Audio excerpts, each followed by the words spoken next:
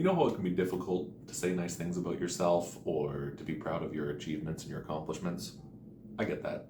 I think most people do to a certain extent. But I was looking back through some of my previous works in this sketchbook, and I love this piece. It's a bit of a breakthrough piece for me.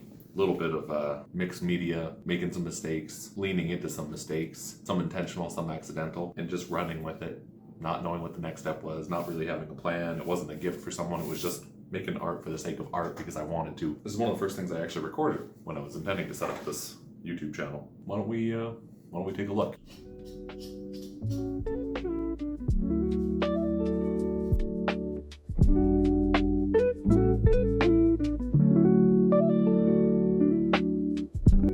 Hey everybody, welcome to my third YouTube video. We have another art video this week. If you're new here, I'm Nich. I'm a dad and a husband and an aspiring artist.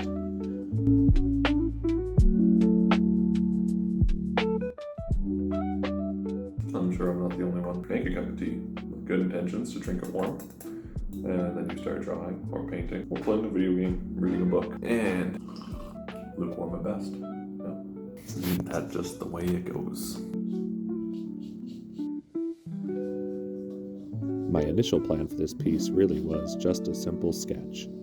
I remember not being in a great mood and just wanting to work on some art, zone out with some music, get a pencil on the paper and just kind of lose myself in a piece.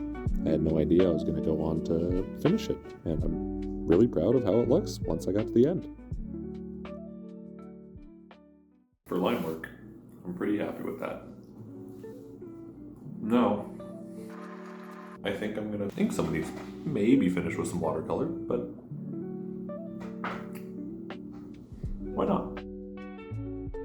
Well, I didn't have any ink. So today's a new day. I ran out. I got some ink. I found a calligraphy pen. I could only find one nib, but we've moved 4 times in the last 2 years, so it's been a little hectic and we've misplaced / permanently lost / thrown out a lot. So 1 nib, bottle of ink, and a second chance for what I hope is a warm cup of tea.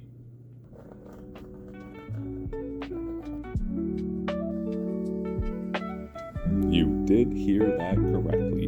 4 moves in the last 2 years. A little bit insane. I've definitely moved a lot, but this was busy. And every time you're packing and purging office and art supplies and not wanting to move as much, I probably thrown things out that I kind of regret. But, you know, live and learn. Another day.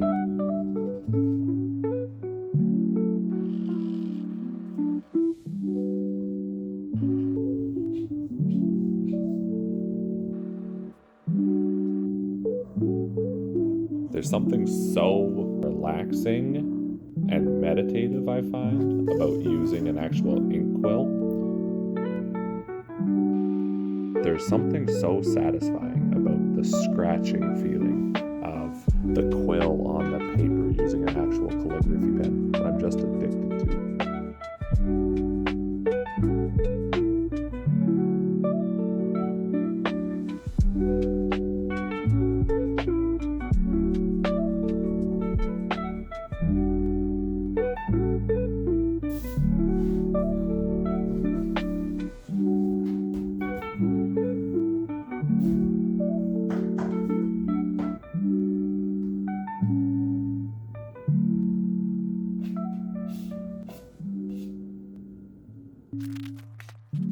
Might have gotten a little carried away there with the splattering and the smudging at the end. I don't think I ruined it, but one of the things I'm trying to work on is accepting the imperfection in my art and in myself. That's what drew me to the ink in the first place, was that permanence, the thought that you could make a mistake. If you make a mistake, you have to restart or accept that as a part of the piece. I think we're gonna add some color. Unsurprisingly, I'm also fairly inexperienced with watercolor, but I always see people tape it. I don't know if you need to in the sketchbook, but I do like that crisp, clean border it gives.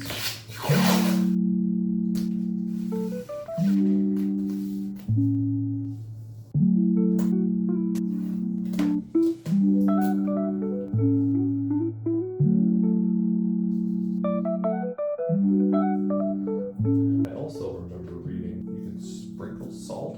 watercolors. And I think the salt kind of sucks up the water and gives you this little white speckling, and that sounds pretty cool. So we're gonna try some of that too.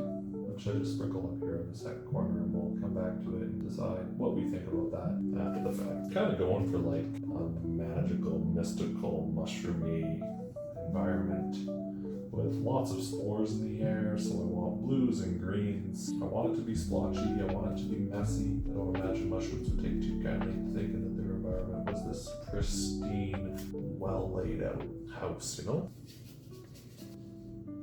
Even after this piece, I'm still not convinced on the salt. I like it. Some areas it seemed to really work. Some areas it didn't seem to do very much at all, other than gunk up the paper and have to be scraped off once it was dried.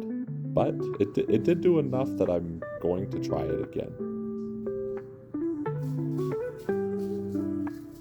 I want to see what this purple's going to do. If it's a purple, I don't know if it's a purple or if it's another blue. It kind of looks like it's more of a blue, actually. Yesterday I was kind of hoping it was purple.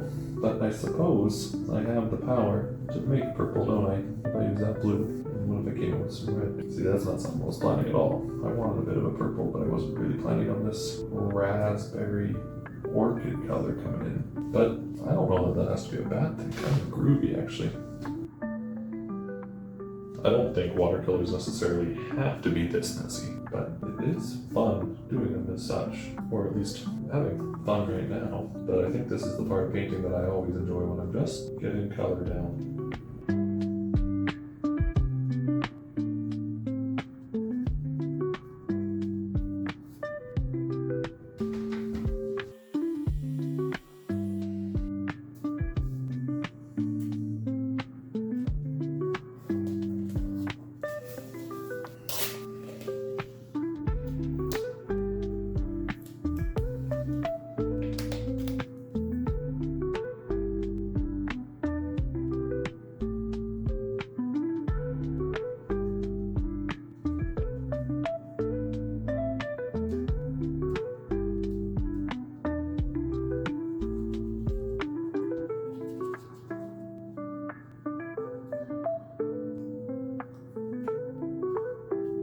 One of the big reasons I'm working on accepting the mistakes in my art and trying not to be such a perfectionist is because now that I'm a dad and I have kids, I'm trying to raise them to not be perfectionist, you know? I'm trying to show them that the world isn't perfect and that they're going to make mistakes and that the mistakes are okay. That's all part of learning. I've already seen in Adelaide, my 4-year-old, I've already seen that tendency towards frustration or depression or disappointment when she makes a mistake in her art. And she is so artistic. She loves painting and drawing and sketching. And I'm really trying to show her it'll all work out in the end and that it'll be okay.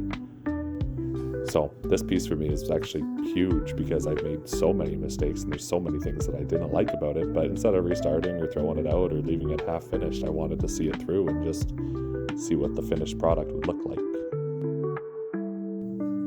I'm going to use my knife that I want to keep, but I want this mushroom to kind of cross over that line.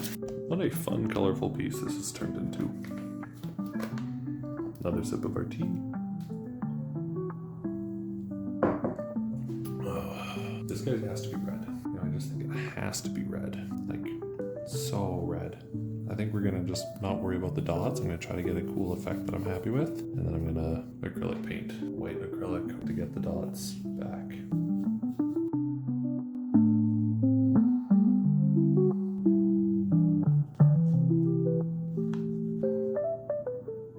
All right, it is the next morning and everything feels dry. Let's try to take some of the tape off and see how it looks.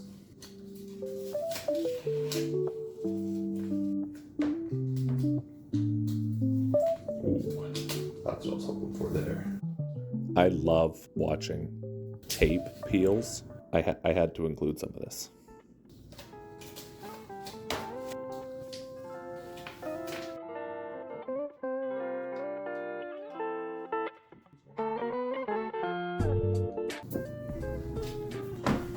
Okay, we've taken all the tape off.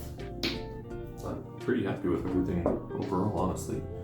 I did want a little bit of white paint just for the spots on this mushroom here.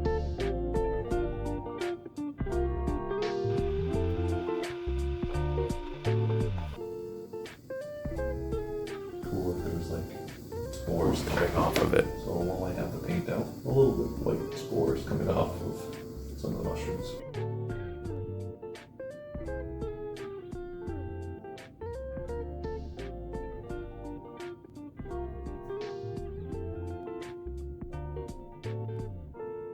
Alright, I don't think I need to do too much more. I'm always a little afraid of doing more and more and more and more and more and more, just because it's in front of you for the sake of doing it. But I think this is almost done and I want to move on to whatever I decide to do next. A little bit of colored pencil, not trying to do a lot. We're just starting to wrap it up here, almost at the end of the video, everybody. Thanks so much for sticking with me till this point. I would love to know your thoughts in the comments below. If you enjoy the content and would like more art content, dad content, limited life advice as and when and if I learn any, please consider subscribing to my channel, liking the video, and again, I'd love to chat with you in the comments below. Thanks so much again for watching. I will see you in the next one.